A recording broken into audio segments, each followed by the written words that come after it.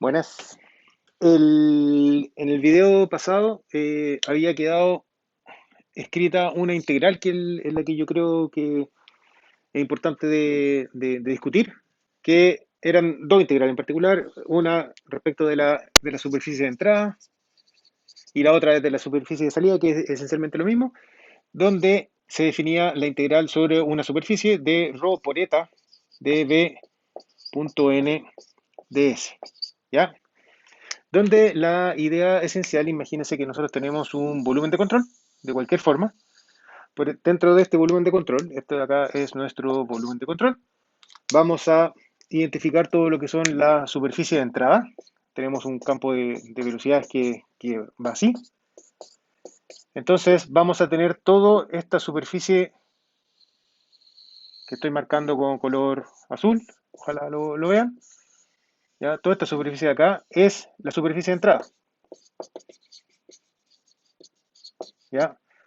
Donde esta superficie, nuevamente yo la caracterizo mediante el vector normal de la superficie. ¿Ya?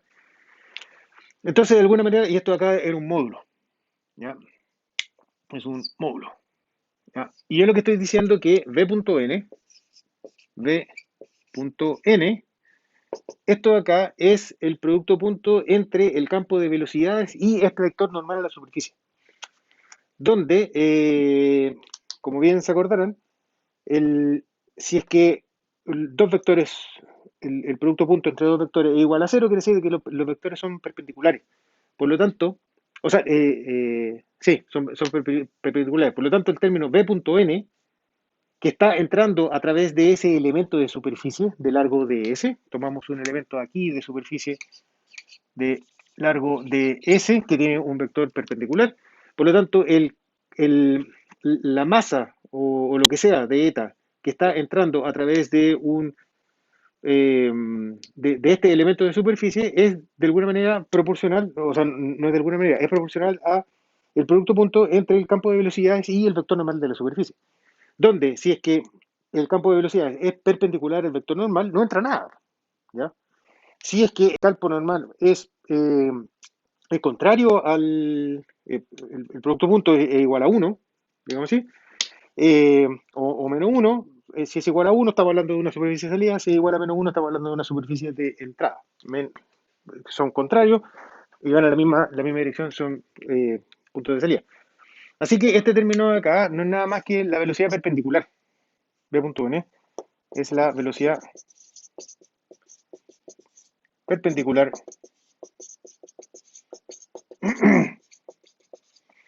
a la superficie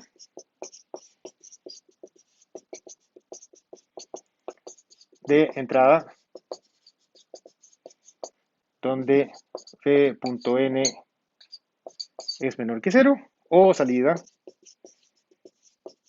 donde B.n es mayor que cero. ¿Ya?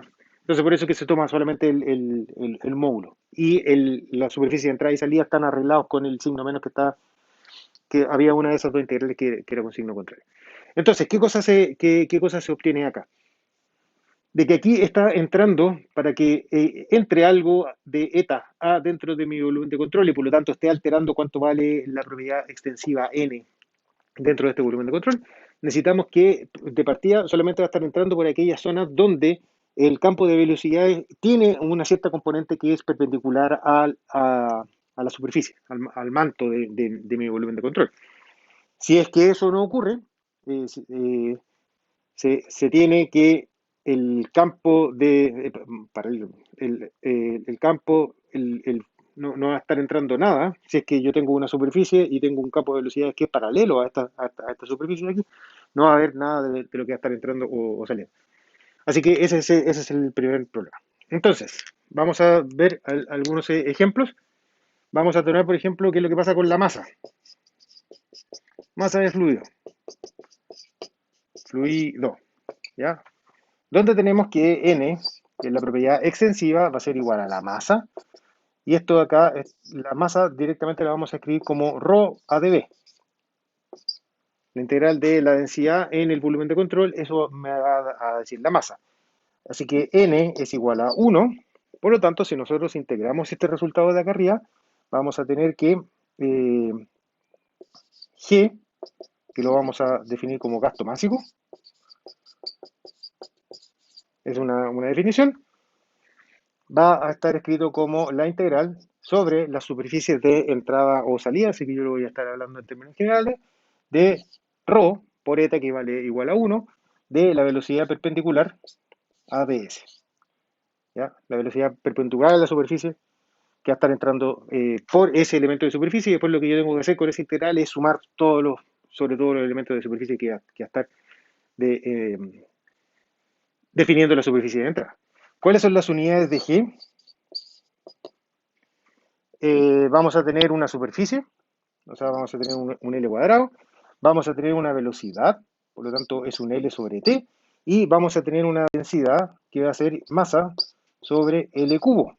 Así que las unidades del gasto másico es de masa por unidad de tiempo. ¿Cuántos kilos por segundo están entrando o saliendo de mi volumen de control? ¿Cuántos kilos por segundo están cruzando a través de una cierta sección de un río? O están cruzando por una tubería. La idea es que nosotros nos paramos en un cierto punto, definimos una superficie y calculamos toda la masa que está cruzando por esta superficie, y eso se conoce como gasto másico. Otra de las definiciones es si estamos hablando de volumen. Si ahora, volumen, volumen de fluido. Fluido. Esto acá estamos hablando de densidad uniforme. Uniforme y constante. ¿Ya?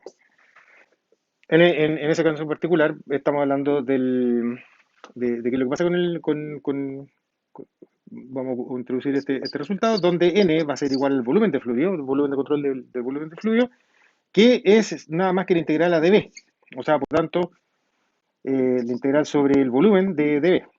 Por lo tanto, el eta es igual a 1 sobre ρ, y vamos a definir entonces Q como caudal